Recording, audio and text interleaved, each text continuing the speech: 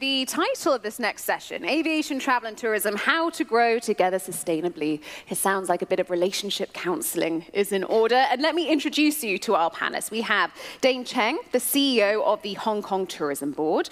We have Julia Simpson, President and CEO of World Travel and Tourism Council. We have Donald Pin, who's the chairperson of the Mauritius Tourism Promotion Authority. And Paul Griffiths, CEO of Dubai Airport. So we have some great destinations. An interesting fact, everyone here has worked for an airline in a former life, which may help illuminate this discussion, I think. I don't think I need to remind people in this audience how important travel and tourism are to each other and, of course, to economic growth. But sometimes it does maybe feel like governments don't value this enough. And Julia, I thought maybe you could kick us off and paint a picture of how these relationships should work. Well, absolutely. First of all, when people don't value our sector, I always give them a few numbers. This year, travel and tourism is going to be worth $11.1 trillion. And when I say travel and tourism, that's in all its verticals: airlines, aviation, hotels, distributors, the whole bit. And we're going to be employing 348 million people. And to put that into context, the US population is 333 million. So around the world, we give jobs to bigger than the population of the US. So we are an incredible engine for economic success. And we're forecasting for the next 10 years, and we're going to be growing at double the rate of global GDP. Obviously, none of us have got a crystal ball, so we don't know what's going to happen, but if things carry on, we're going to be growing at double the rate of global GDP. So it's a massive opportunity for investment. But the whole thing at the minute is how do we do that sustainably, and I know we'll come on to that. How to do it sustainably, and also what support needs to be there. Now, I'd love to ask you, what's going wrong in all of your territories, but I feel like that might be difficult. So I'll let you all give us one example of how travel, tourism, and policymakers work well at each of your destinations. Paul, you kick us off. Well, I think the most significant statistic I can quote is the 37% contribution to GDP that the aviation and travel and tourism sector makes to the Dubai city economy. And the fact that we know the statistic, I think, is a good start, because a lot of countries don't know the value of travel and tourism. Certainly they display by some of their behavior and the way they use travel and tourism as a pariah to raise, tax income for the general treasury. I think is quite inexcusable in a lot of jurisdictions. So I think that is the strongest thing I can say from the Dubai perspective, that the city's economic growth is dependent on a vibrant travel and tourism sector. And the government here has done everything it can to encourage that, because it's seen that symbiotic relationship as absolutely necessary to its growth and success. And everyone, I think, that's come here today statistically has used the travel and tourism sector we have in Dubai. There may be one person who needs to come and talk to me later as to why they've made that mistake. But the thing is, the serious point here is, unless the value of travel and tourism is known by the government and the city, you don't get the facilitation of growth and success that we've seen here in Dubai. And I think we could talk about many examples of where it isn't working so well. But Donald, what about you? Well, governments who take a strategic view of aviation first, and then tourism that follows, are able to reap the benefits. And we see that in examples like Dubai. We see that in Singapore. I was based in Singapore 30 years ago, and to see the transformation of countries like Singapore, as policy makers make the relevant changes, is enormous. And you see the changes in tourism that happens in Singapore, in Dubai, and now in Saudi Arabia. Governments that take that strategic view make the change. Now, coming to Mauritius, Mauritius is far away from most of its markets, in an ocean of emptiness, and is a small island state. And small island states depend totally on international aviation for their growth, for their connectivity, but for their survival as well. And tourism as part of it is a low-hanging fruit. So the government of Mauritius has put their money where their mouth is, and the contribution to GDP of Mauritius, which was direct contribution 9% in 2019 prior to COVID, in 2023 has come up to 10%.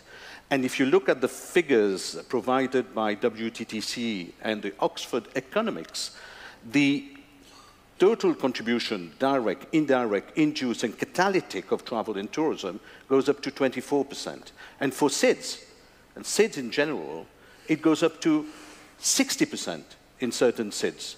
So travel and tourism is the future for economic growth for the type of countries that we are, that is small island states. Well, this is so interesting because I feel for both Dubai and Mauritius, clearly travel and tourism is a huge part of the economy, which certainly lends weight when it comes to the government giving it the attention it perhaps deserves. Walk us through how it's working in Hong Kong. Well, Hong Kong, we've never had the tourism industry as a big chunk of our GDP. We are known as the international financial center, business center, the world city in Asia.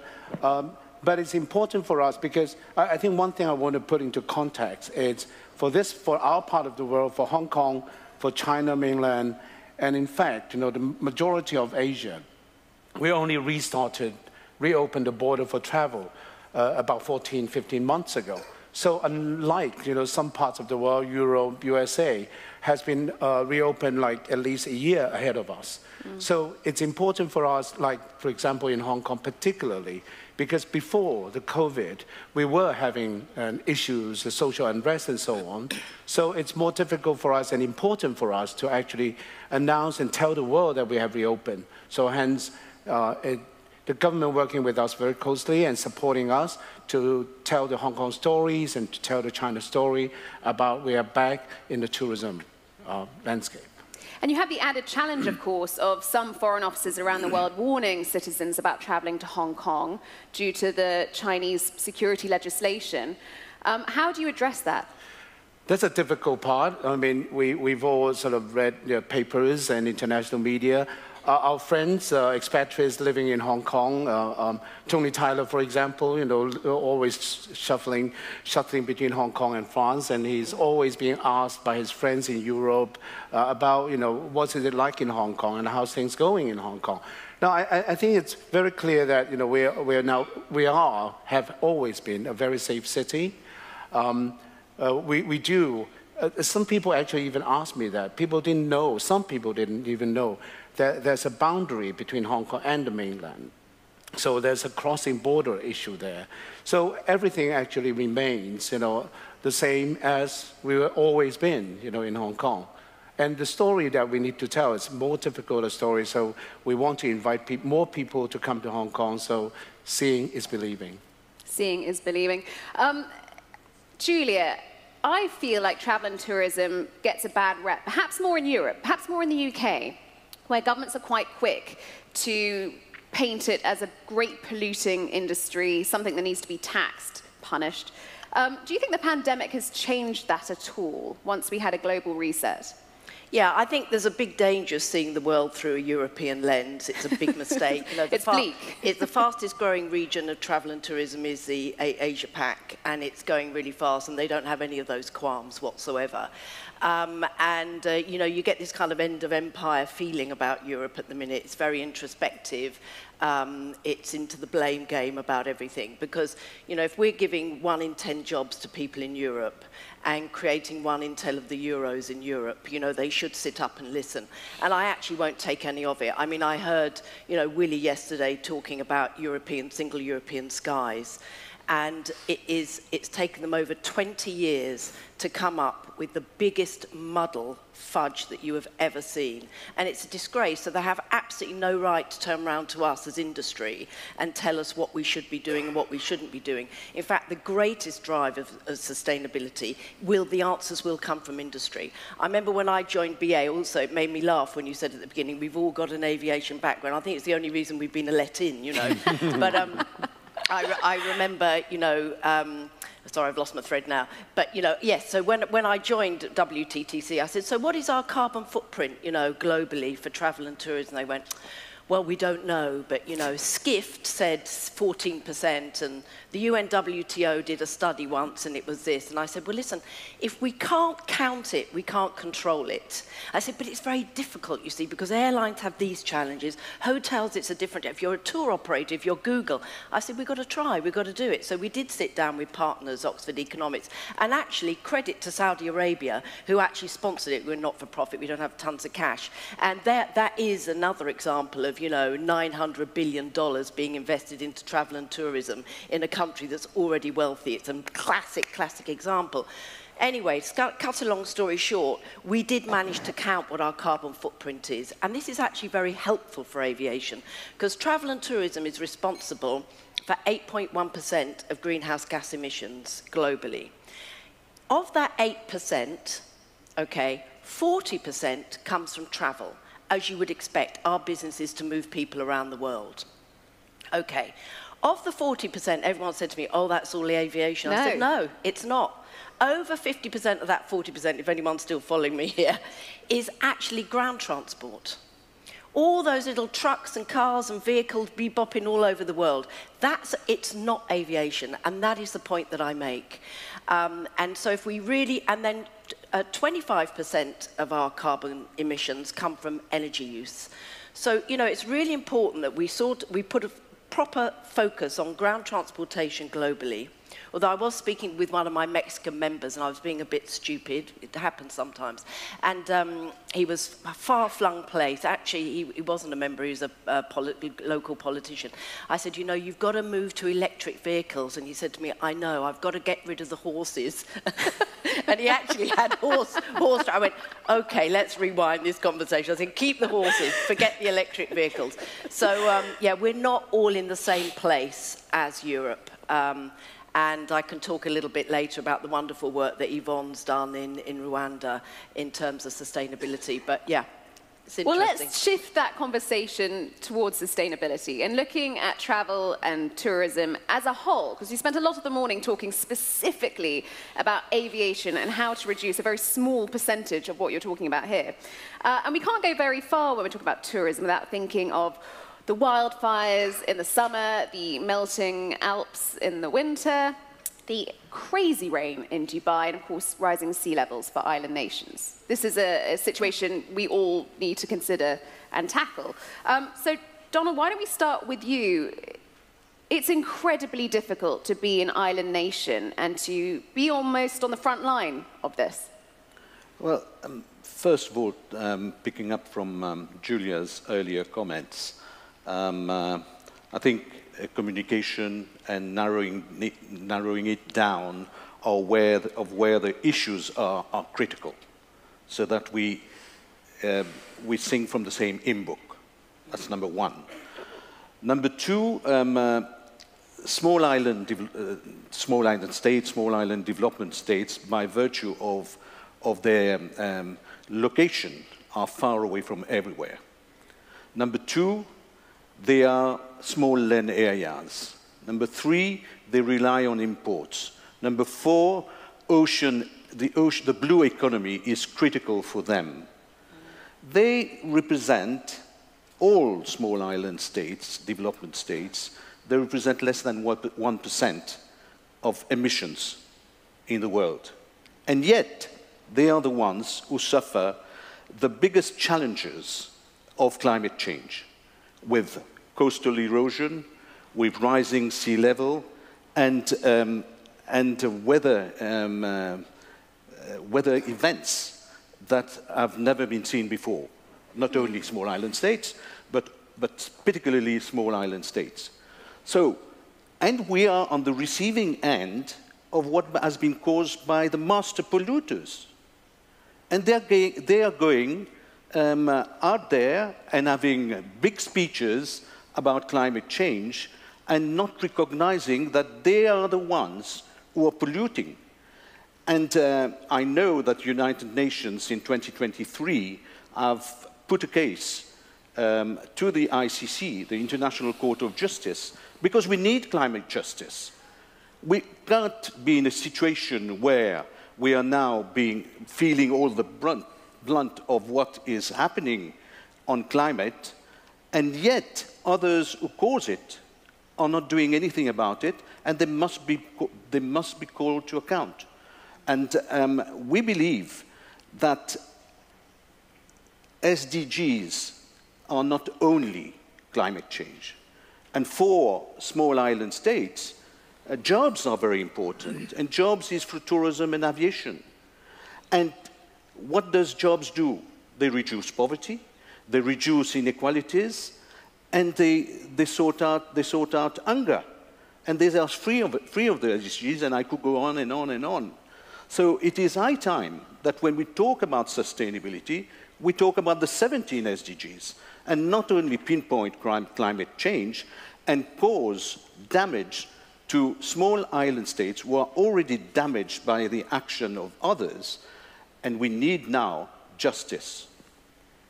Strong words. Dane, would you agree with that, that there needs to be more of a collective thinking process from travel and tourism to deal with this on a global level? Yes, definitely. But I would say, you know, in Asia Pacific or our part of the world, very much, you know, when I look at these numbers and also the research, the travelers, our travelers, you know, definitely going to continue to be the largest growing or quickest growing in the world. And they are more now mindful about when they travel. They're looking for sustainability. They are looking for wellness. They are looking for, you know, reducing the carbon footprint. So in fact, we also look at, for example, in China, the whole high-speed rail is now contributing to a new set of travel, rail plus travel. So I think that actually has been affecting, you know, some of the aviation development. Yeah. Paul, looking at Dubai's airport, which I enjoyed traveling through in record time this month, I managed to, I think it was from landing through to into a taxi within half an hour. Thank you very much. I've got someone here who said it was 17 minutes, so you've got some way to go. Okay, I've got She doesn't a record walk to fast beat. enough. I like to have some ambition with my targets. How do you create a sustainable experience, not just from the airport, but to create that experience for the traveller the whole way through? Well, I think the first thing is that what we're trying to recreate with the new airport, Al Maktoum International, which is a $32 billion project, and we're aimed to have it up and running within the next 10 years, is we want to get the intimacy of travel back. Because I think if you look at a lot of airport designs around the world, they actually grow with scale the things that we don't like, which are walking distances and what I would call the lazy airport operator syndrome of forcing people that have started from many different points through a single channel of security and immigration and then distribute them out again to many points of departure.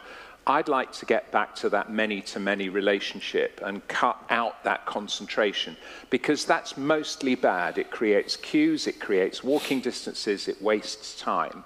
So if we can actually look at re-engineering the entire airport process, eliminate most of the legacy things that exist in airports that have been there for a long, long time, and recreate the idea of going from train or sustainable form of transport to the airport, to plane, in the shortest possible distance and time, it will be a much better experience. And of course, really an airport exists as a means of translating from ground-based transport to air. And we really need to forensically look at that, both from a sustainability perspective as well as a passenger convenience perspective. We've got that opportunity, and as Scott Kirby said on the panel yesterday, the huge technological leaps in sustainability, I think we have great faith in for the future. And I also think most of the sustainable progress will be on the ground.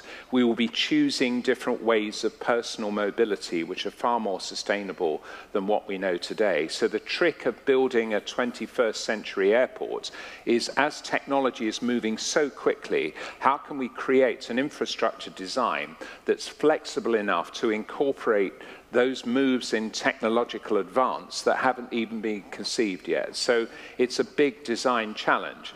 And I think we can make a huge amount of progress. I mean, obviously, there's enough solar energy here in the UAE to be able to power most of the city most of the time. There's even a way of storing energy efficiently by cooling water and storing it underground tanks so you can use it at night to cool the buildings. So there's plenty of advances that we are already looking at in great detail, and some that we've already put into practice, of creating a massive impact on the reduction of our carbon footprint. And, you know, interesting that everyone's focused on 2050 for carbon neutral.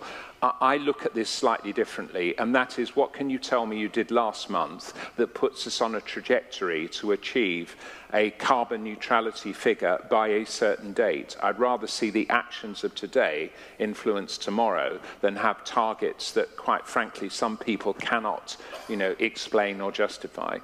This new airport will be able to take 260 million passengers. When fully developed, 400 gates, yeah, the first phase is 150 million within the next 10 years. And we are looking at how we actually speed that up rather than slow it down. How many of these passengers do you expect to come into Dubai as tourists? One of the surprising things about Dubai traffic, particularly since pre-COVID, 60% of all travellers were connecting through DXB and 40% were coming to the city. I think the government here did an exceptionally great job in promoting Dubai as a safe, medically advanced place to come and work and live. And as a result of that, that's actually flipped on its head. At one point over the last year, it was reversed. 60% were point-to-point visitors to the city, 40% in transit. And as the growth of the city continues apace, I expect that percentage to stay roughly around there. That's been one of the most surprising things, that as we've grown and tripled in size over the last 15 years, that percentage of transit passengers has actually declined. That's not what we expected, but it's a very welcome phenomenon because, of course, the economic multiplication effect of a visitor to the city is so much greater than someone who's just passing through. I mean, it's a great problem to have, but it puts a lot of pressure on the entire city to accommodate an increasing number of tourists. And Julia, this is where I want to go next, is the issue of over-tourism. Whether it's geishas being chased in Kyoto or terribly badly paid British tourists in Malaga. Is this a new problem? No. There have always been very, very popular destinations, even going back to the 1700s. So popular destinations have always existed. It's how you manage them. And you have to manage them with the consent and the cooperation of the local communities. And if you do it, it can actually bring a lot of value and dividends. I just wanted to give a Rwanda example, actually, as Yvonne's here. And we had a fantastic conference in Rwanda. And there was a big issue around mountain gorillas. In the 1980s, there were about 800 left, which was on 200, and they're on the brink of extinction. And they were being poached by local farmers, and their forest was being cut down to, you know, grow crops. And actually, what they did is they realized that the tourist was of high value to this chain. And what they did is, if you, and mostly they're American tourists, but not all of them, you pay $1,500 license fee. Basically, it's the ticket to go and see the gorillas. It's fantastically curated. The gorillas now are worth a lot of money to the farmers because 10% of that $1,500 ticket goes back to the farmers. So it's more value for them to regrow the forest than it is to cut it down. And another 10% goes to local schools and local health services. So the gorilla population has grown, the forest has grown, the farmers have got wealthier, and the community is very happy because they've got services. That is how you can use a tourist to have complete regenerative process. And Yvonne's been incredible as part of this, part of the senior leadership team in Rwanda. So, but if we go to Europe, right, so let's think of Barcelona. Sagrada Familia. Everyone wanted to go and see the Sagrada Familia. Some of you may have seen it. It was this cathedral. I think it's not just finished. Not finished. It's never going to be finished. Yeah. I remember going 30 years ago. It was total bun fight. So now it's ticketed digitally, obviously. And what they do is they've discovered there are 12 other Gaudi sites around Barcelona. So when you buy your ticket, you're incentivized by the price to go and see 3 or 4 of the other sites. So first of all, you're using a digital pricing methodology to disperse your customers around different parts. Then, of course, they flex the price according to how busy it is, and they limit the number of tickets. So now, that whole Gaudi experience has employed more people, it's protected more of the culture of Barcelona, and it's spread the tourists around. So, you know, there are solutions to these issues. And it's not to say that but, you know, there's a kind of unspoken problem that no one's talking about, and in a lot of these places it's around housing, and it's the cost of housing. And that has some other problems behind it, including short-haul rentals by local people, which you understand why they do it, but it means that housing costs have gone up. And that's actually what's behind a lot of the issues that we're seeing in Spain at the moment, particularly in the Balearics. It's controlling your tourism, isn't it, Donald? And this is a big problem, well, not a problem, but a challenge for a place like Mauritius. You need the tourists. It's a huge part of your economy, but you don't want to be overridden with them. You want everyone to have a good experience, and you want to protect your environment. I think it's all about managing the inflows once you've decided what your objective is. There was a minister of tourism 30 years ago in Mauritius who said that the maximum number of tourists that he saw into Mauritius was 400,000. We're now at 1.4 million. So it's a question of managing the inflows over time and ensuring that you've got the resources, physical and otherwise, to deal with the tourists. I think there is a great potential, even in Mauritius. There's great potential for growth, and actually we're working with the World Bank for a 10-year plan of our tourism development. And we've got options. And it's for the policymakers then to decide whether they want to go for moderate growth or high growth.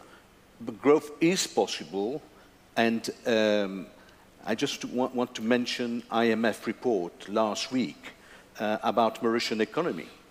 They identified tourism as one of the 3 main sectors that enable the recovery of the Mauritian economy.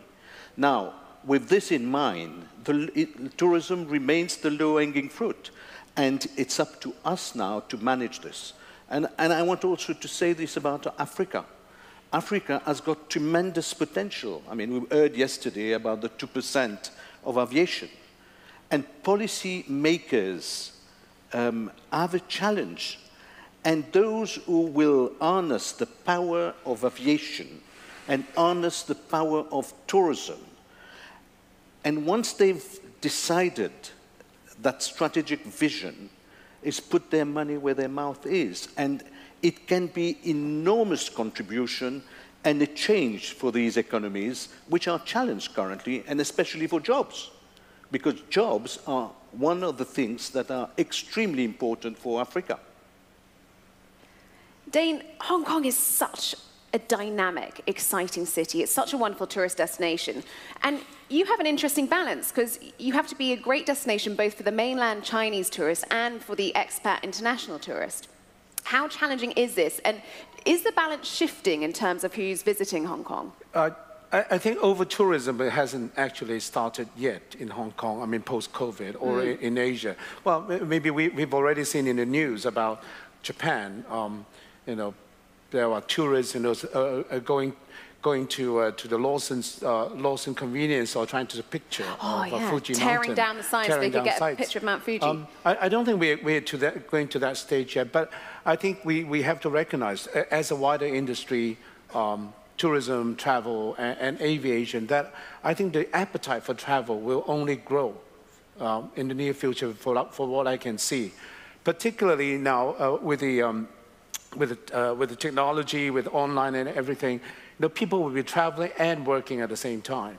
So I would see actually more and more people wanted to travel and work. So you're not going to stop them. You know, they're going to be traveling around. And what I also see is people are taking, like what we have sort of predicted, people want to travel and also experience in a sort of with a deeper, in-depth experience. And in fact, that's also happening in China and Asia. Now, people are not just going to see your famous, you know, iconic tourist attractions, but they also want to go to second-tier, third-tier cities or you know, and streets and try to find out the hidden gems. So I think that this whole thing is developing. But you know, sometimes I think for us to, you know, coming from an aviation background, I think the airline need to think about not just by filling up the seats and operating to where that they're going to make money. It's also need to look at working with the tourism part on how to sort of spread out a bit and where to operate to discover new destinations. Well, this is exactly where I want to go next, to finish this discussion, looking at what all the various stakeholders can do. What more can travel do with tourism to make this a more seamless experience for the traveller, so everyone benefits? I think, you know, first of all, you know, I think we need to sort of look at, you know, what had happened and changed in terms of the traveller's sort of behavior.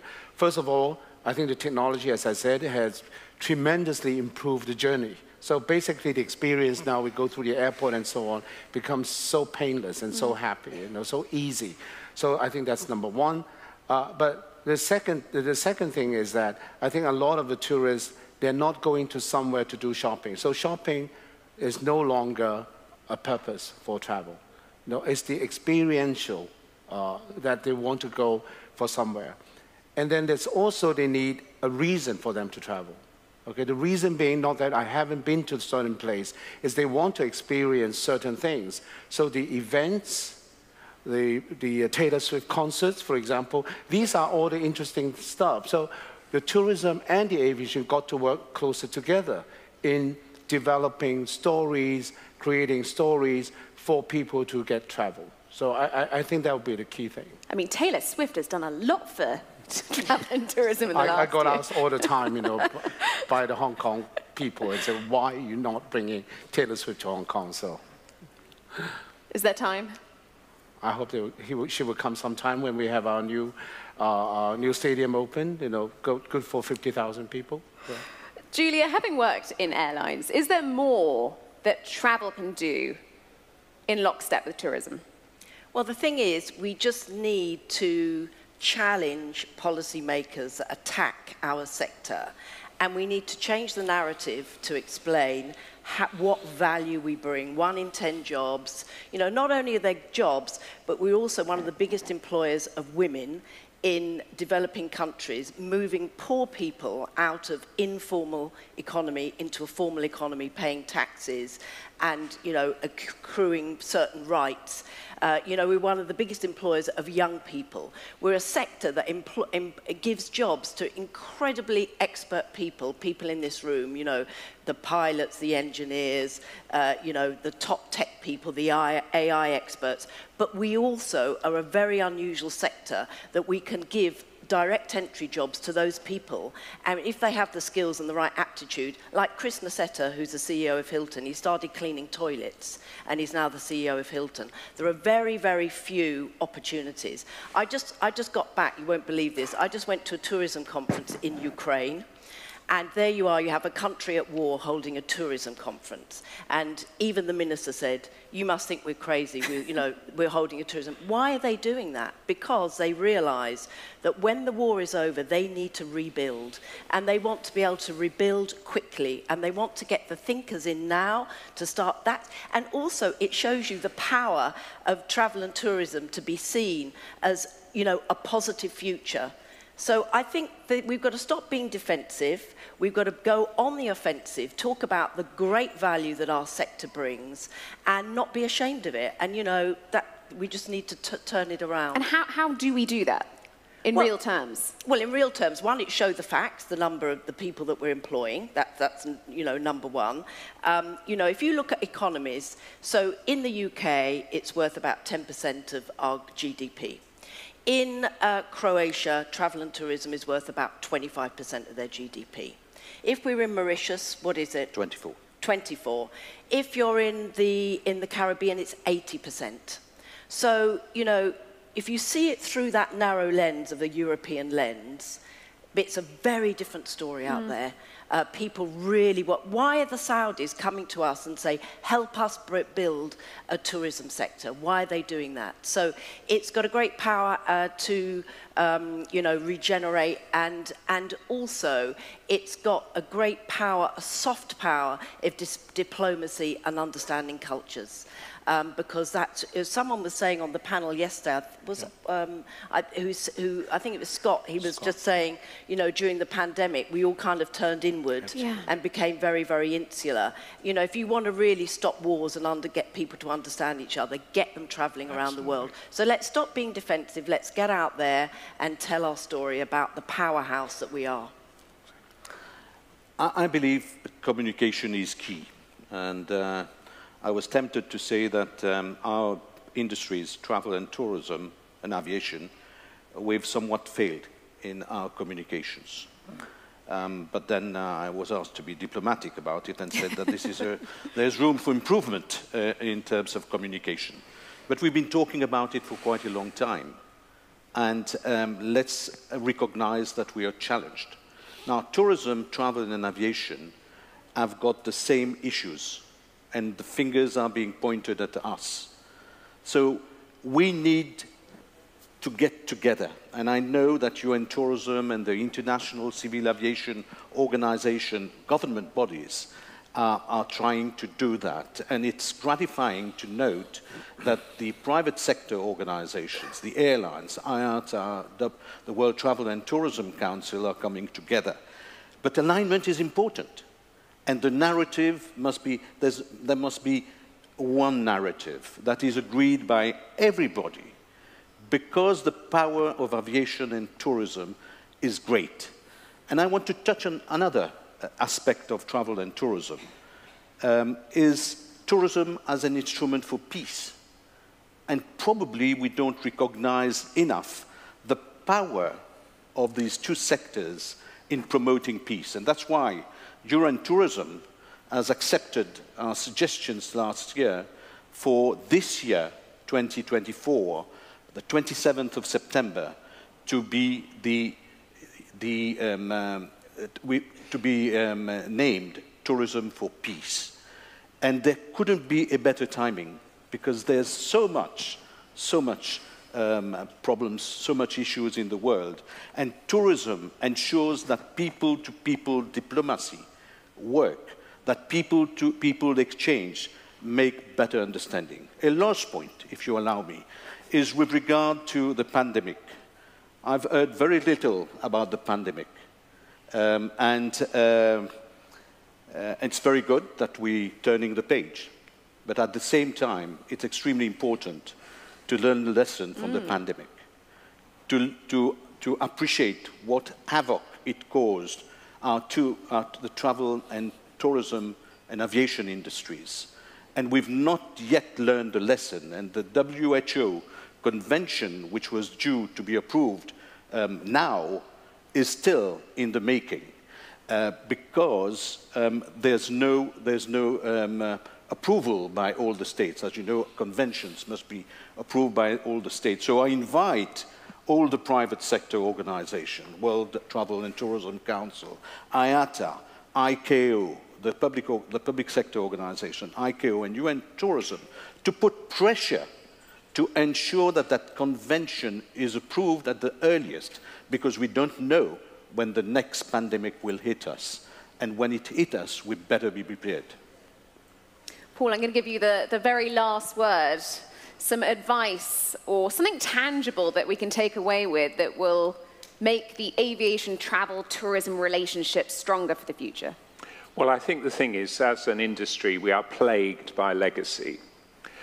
We don't know what's coming around the corner, but I think it's going to be a bit of a sledgehammer. Because if you look at the way that youth is interacting with so many industries around the world, it's a complete anathema to most of the processes that we follow.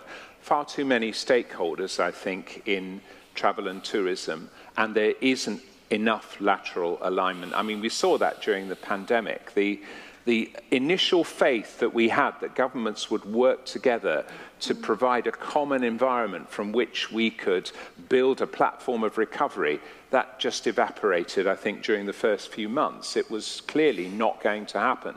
And I think, you know, if you look at what's happened in other industries, look what Amazon has done for retail, look what Uber has done for the individual taxi driver, those new technologies will come along and sweep aside all of those barriers that we have and make actually the entire process far, far easier to navigate for the consumers of the future.